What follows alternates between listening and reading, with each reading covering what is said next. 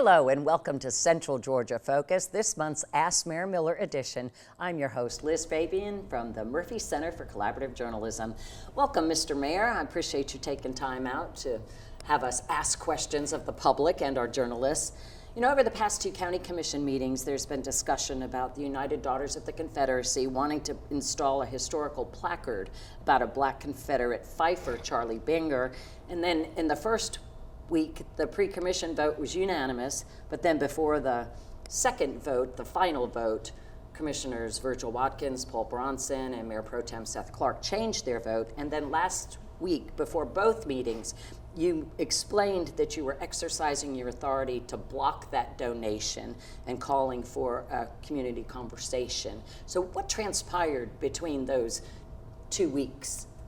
Nothing really. It was just conversation. I think we wanted to make sure that before we installed a plaque there in the Confederate section of Rose Hill Cemetery, that we all were operating under the same facts. There were some misunderstandings of whether or not this person was free or not free, whether they were forced into this servitude. So I think answering all those questions became important.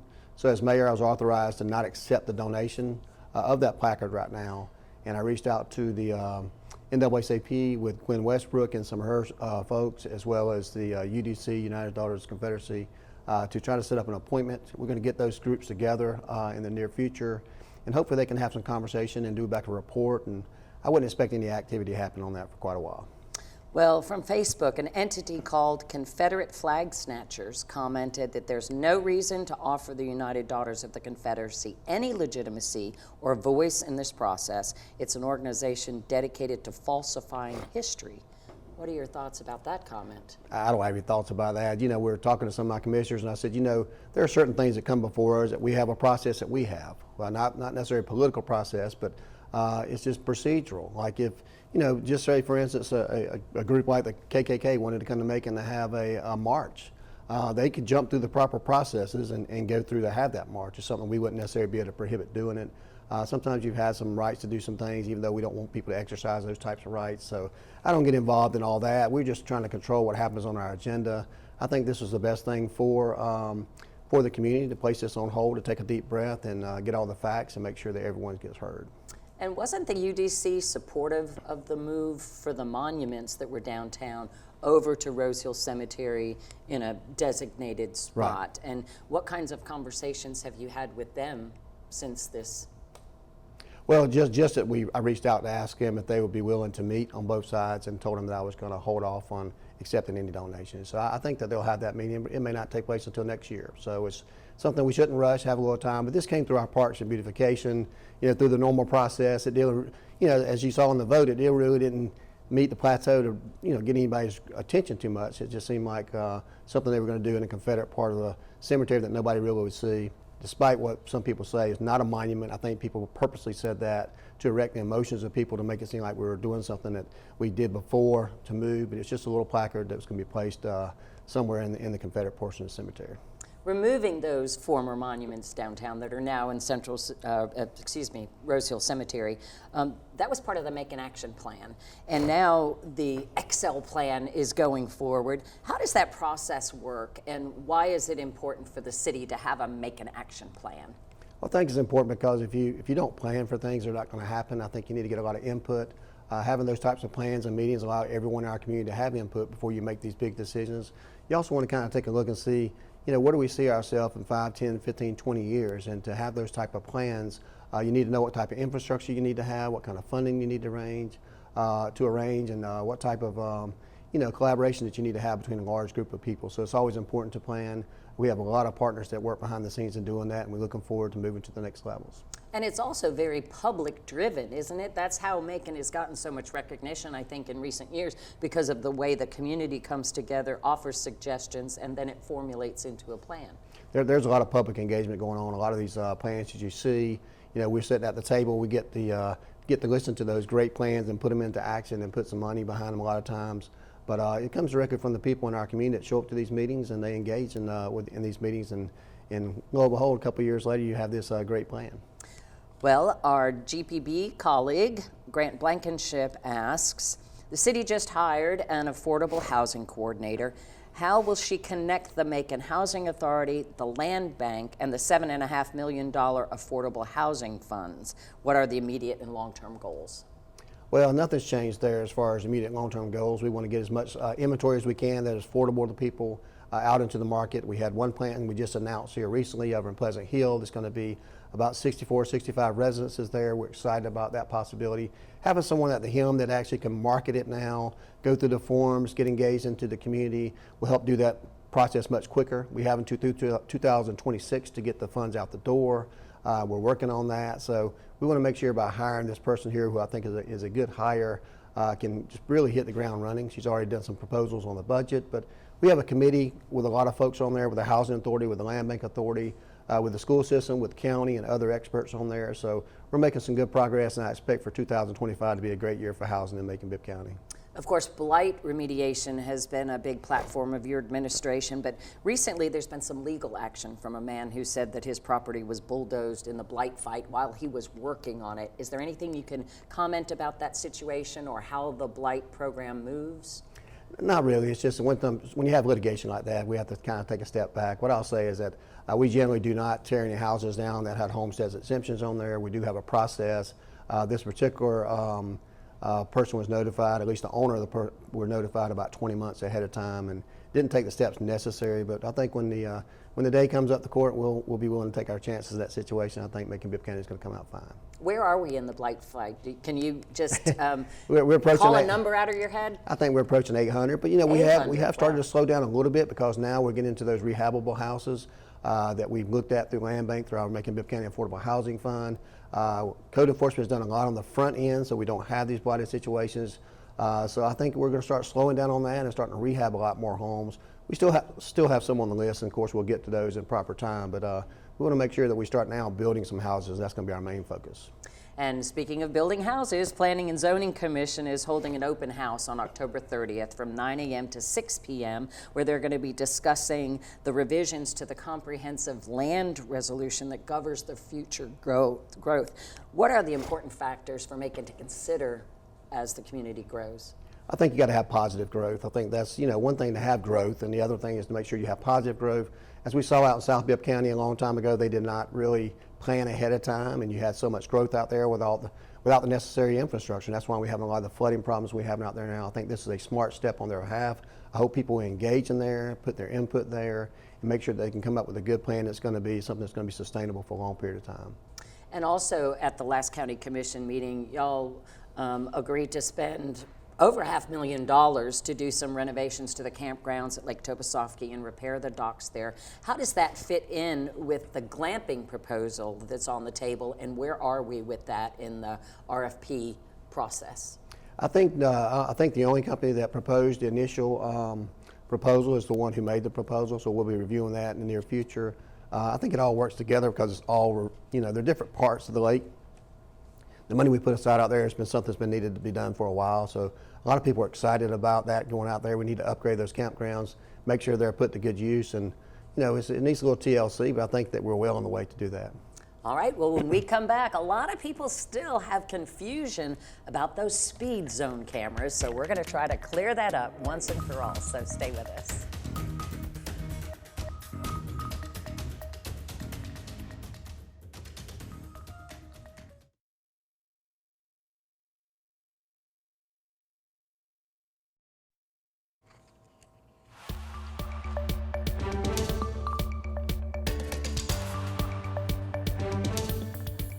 Welcome back to Central Georgia Focus, the Ask Mayor Miller edition.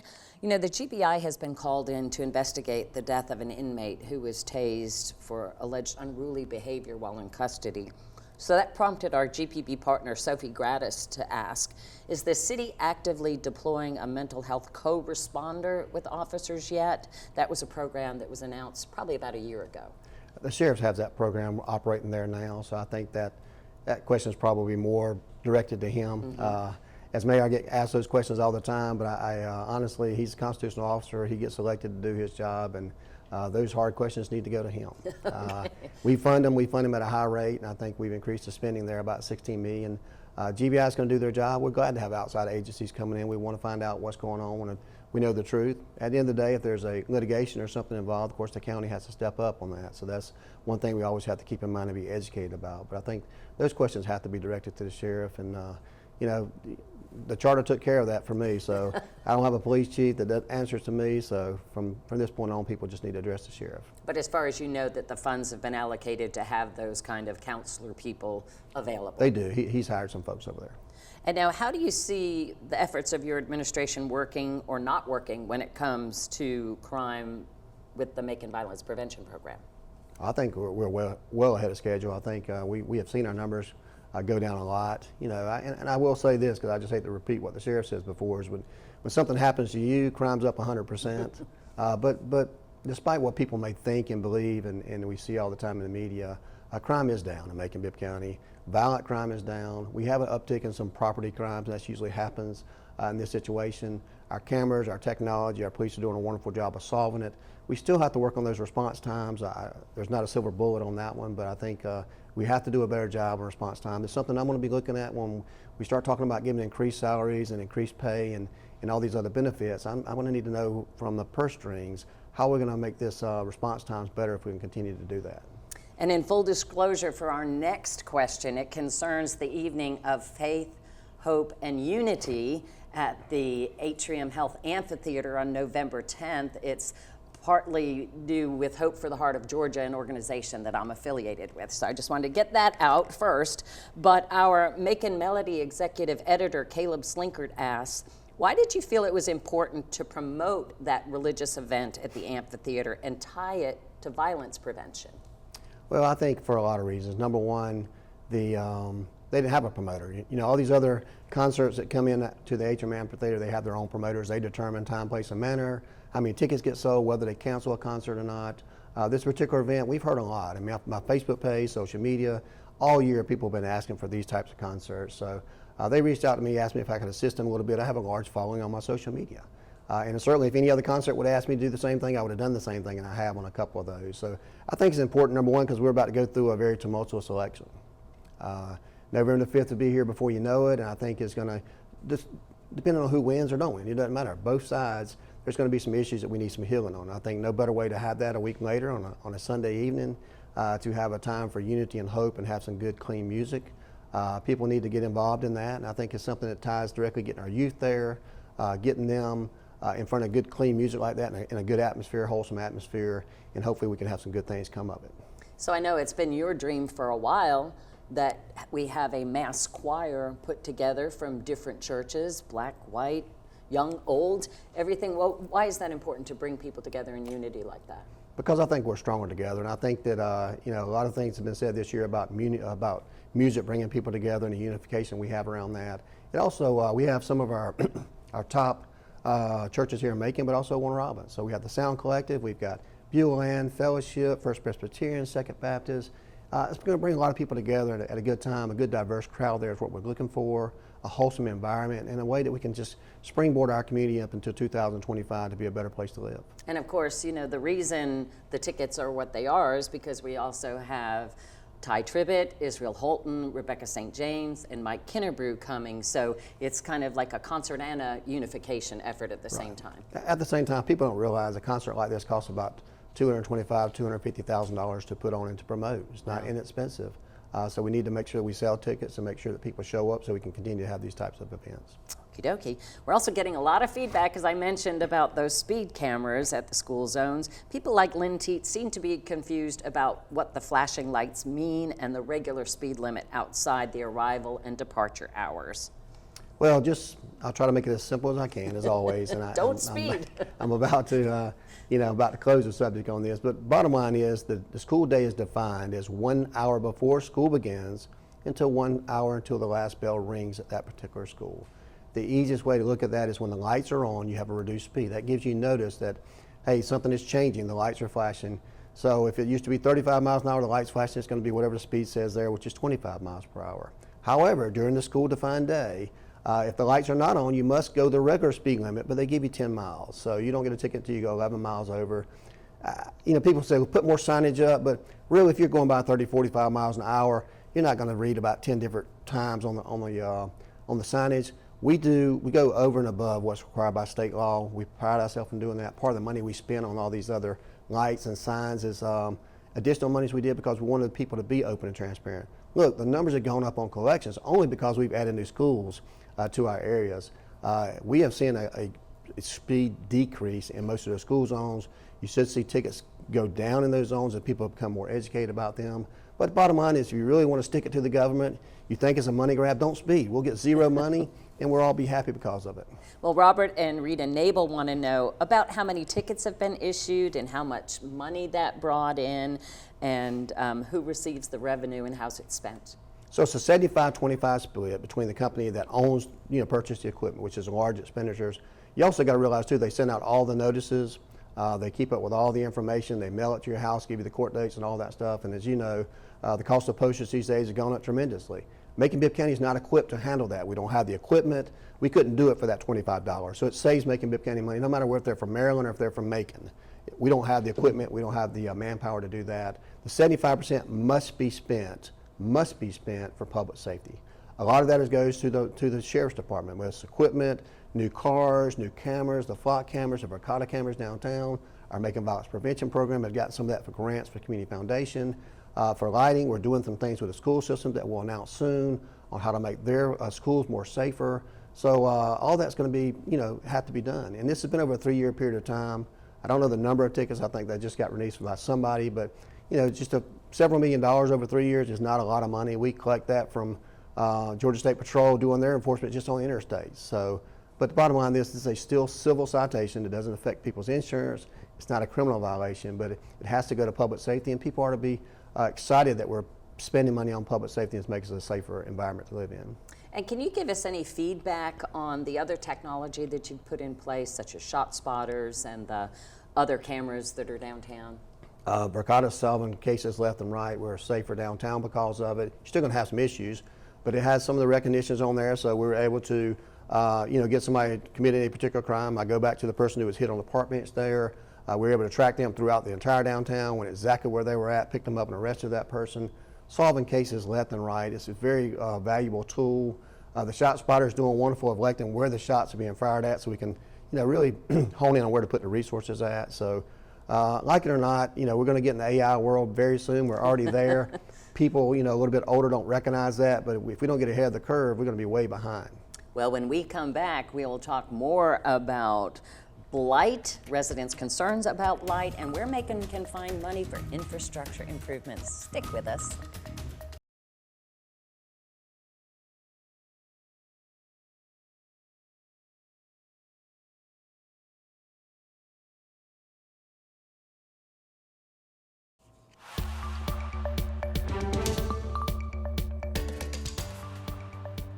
Thank you for staying with us for Central Georgia Focus, the Ask Mayor Miller edition. Mr. Mayor, the Macon Water Authority is poised to raise rates to address crumbling infrastructure.